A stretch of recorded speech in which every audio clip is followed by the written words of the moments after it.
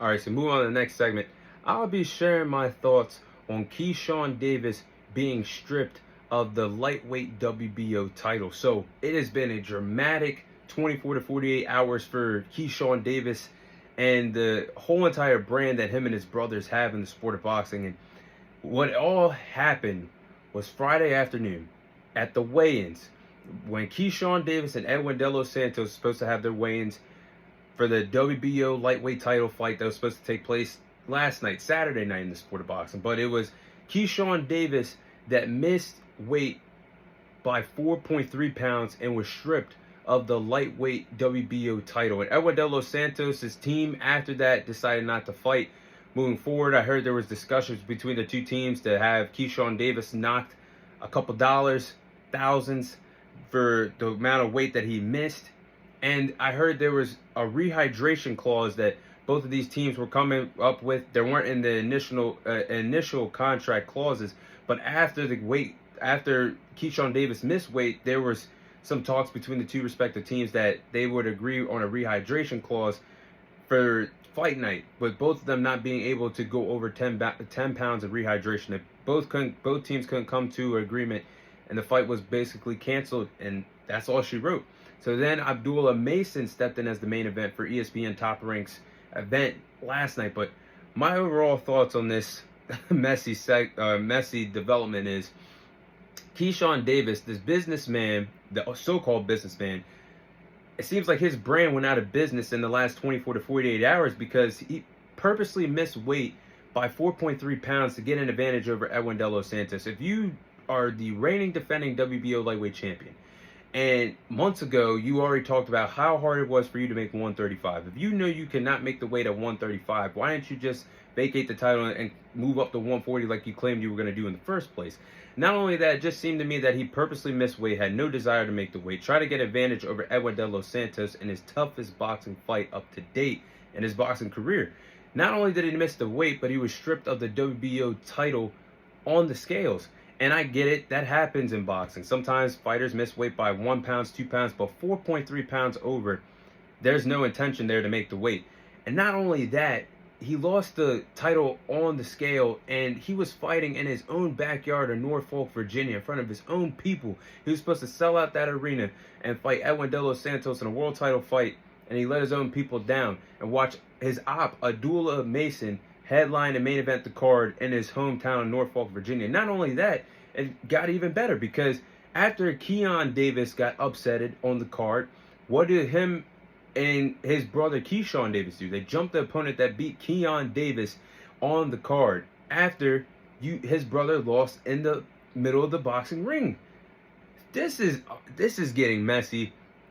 I don't know if for someone that has so much potential in the businessman and Keyshawn Davis, you can't go out there and call out these big names and want the big fights if you can't do your job of making weight. Losing a fight is one thing, but if you can't make the weight and then you're out there acting like we're in the streets when all these fighters don't have clauses, they don't sign contracts to handle your business in the ring.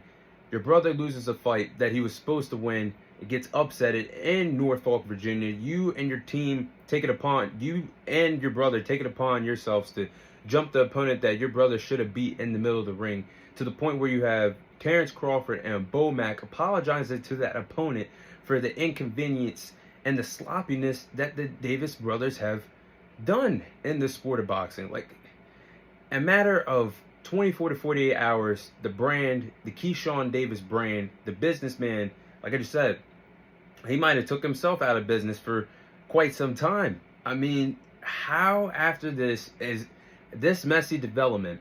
And he was one of the big time faces that Bob Arum plans to build around at ESPN Top Rank, because there's not really that many big time names that Top Rank has at the moment. So you're one of the biggest names, you get the biggest fight of your career in your first world title defense against Edwin De Los Santos, and all this happens in one weekend, in a matter of 2 days. I don't know what happens next. So it seems to me that Keyshawn has all the tools to be a great boxer. He has the boxing IQ, he has the hand speed, he has the footwork, he has the KO power, he's a dangerous counterpuncher as well. Now it's just like events after this, I don't know what's gonna happen next for him. He's gonna be okay, but for the next 4 to 6 months, his brand and his stock completely took a hit here. And he wants the big names. That's what you want. You want these young fighters to get the experience fighting the big names, win or loss. He's called out Gervonta Davis. He's called out Teofimo Lopez. He has the right intentions to make himself a big time name. And now it's just like we're back to square one, it feels like, for him. After you win your first world title on Valentine's Day against Dennis Burchick, now it's just like, was this a plan for him all along to either get the advantage over Edwin De Los Santos or duck Edwin De Los Santos? Because we saw his mate Shakur Stevenson was basically getting a track meet for 12 rounds, one of the most boringest championship fights in recent boxing history, or in boxing history in general, based off of Shakur only landing around 60 punches, and I think Edwin De Los Santos only landed 40 punches on Shakur Stevenson. But Edwin came to fight that night. It was Shakur Stevenson that was running around the boxing ring acting like it was a track meet, saying his hand was hurt. But maybe he did have a hand injury or not. But there's no excuses. But it just feels like this was a plan all along for him to initially miss weight. And if you guys remember, go back and look at the interviews throughout the week. The man was already complaining that he had to pay percentage for his title. If you guys follow the sport of boxing, these boxers have to pay to be world champions, which is actually ridiculous. 3% of their cut, their pay cut, goes to being a world champion, which is actually ridiculous. So if someone's unified, that's over 3% of their earnings going to the sanctioned bodies to be a world champion. For Keyshawn's sake, he only had one title, and he hasn't had the biggest paydays yet for only having 13 professional fights. So he's already complaining about paying the 3% to the WBO to be a world champion. So that's something that might have gave it away there, but there's something I want to touch up on too. At the end of the day, people laugh about the rehydration clauses in the sport of boxing. And someone that uses it is Gervonta Davis, or somebody that has used it in recent memory has been Gervonta Davis. But people like to laugh about the rehydration clauses, but at the end of the day, it's to keep yourself on the same playing field as your fighter, so there's no weight bullies.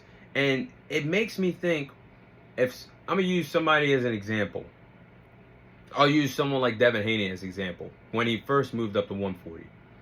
When Devin Haney first moved up to 140, he had a hard time, not a hard time making the weight, but he still struggled. It wasn't as bad as the 135 cuts, but the 140 cuts, when he fought Regis Progress, he blew up fight night, rehydrated to 25 pounds to at least 165 pounds when he fought Regis Progress. It makes me question, why do fighters blow up like that after rehydrating? When it makes me think, and I've never been a boxing athlete, but it makes me think, why don't these fighters walk and fight around their walk around weights? If you're around 160, maybe 150, a cut to 154 or 147 is the worst thing in the world. But if you're someone that is a weight bully, and it just makes me think, why do you do all that to cut the weight and to then complain saying your body outgrew the weight? That happens, but it just seems to me it's smarter to fight around your walk around weight outside of camp than do the dire straits of making a weight that you have no business making, or killing yourself to make the weight. I just think it seems like the IBF rules, where you have the rehydration clause for championship fights where you can only rehydrate 10 pounds, or rehydration clauses just seem more smarter than ever. Because if there was a rehydration clause, there could have been a chance that Keyshawn Davis and Edwin De Los Santos did end up fighting last night in the sport of boxing. But at the end of the day, I do like that Edwin De Los Santos did get paid his entire purse for the fight. That did not happen because they did everything they were supposed to do. He made the weight. He weighed in at, I believe, 134 pounds to a 135-pound limit. It's just like something that I would have did also for this event, based off of how easy it looked for Abdullah Mason to get a 5th round knockout, a technical knockout victory. And the Norfolk, Virginia fans were upset about it. But at the end of the day, his opponent, his eye, he could not see out of his eye, and the referee had no choice but to stop the fight. They should have, ESPN Top Rank and Bob Arum should have just lined up on a 24-hour notice. Should have just lined up Abdullah Mason versus Edwin De Los Santos for the vacated WBO title, because at the end of the day, Abdullah Mason is still wet behind the ears, still getting his feet wet in the sport of boxing, but he's already the number 2 ranked contender, or he was the number 2 ranked contender, WBO contender, heading into this weekend, being in the co-main event slot of this Keyshawn Davis Edwin De Los Santos fight card, and he got elevated to the main event. And then Edwin De Los Santos, someone that already made the weight, that should have been fighting for a vacated title, you should have had them fight against each other in the main event. But I understand probably why ESPN didn't do that and Bob Arum, because Abdullah Mason, that could have hurt his stock or hurt his confidence, losing a championship fight possibly against Edwin De Los Santos and getting stopped early on in the fight because he doesn't have that championship experience just yet, and he hasn't went past 6 rounds in professional fights. So I get the reason why they probably thought about the idea, but they probably, like, at the end of the day, isn't the best decision for Abdullah Mason this early in his career. But I will say, moving forward, the businessman needs to be on his A game if you want to be called a businessman and make the right decisions, because there could be a suspension coming for Keyshawn at the end of this, because, like I said in the beginning of the segment, him and Keyshawn Davis, you cannot jump your opponent or jump your brother's opponent after he beat him, pulled off the upset. That's what you're in the boxing ring for. Handle your business in the ring and move forward after the fight is concluded. But a suspension could be happening. But if a suspension doesn't happen, there is some big fights for Keyshawn at 140. Possibly Frank Martin, possibly Teofimo Lopez for Teo's WBO title. And I don't think it's the worst idea in the world to monitor, if you're Keyshawn Davis, to monitor the situation of the championship fight that you can see at 140 this upcoming weekend between Hitchens and George Kambosos for the IBF title. Maybe put your hat in the name for fighting for another world title. So I think there's some options for Keyshawn at 140, but it's just very unfortunate the events that happened this weekend. I just feel like he really took a loogie out of his mouth and just spit on the sport of boxing based off of his unnecessary actions that happened this weekend. But those are my thoughts on Keyshawn Davis being stripped of the WBO title.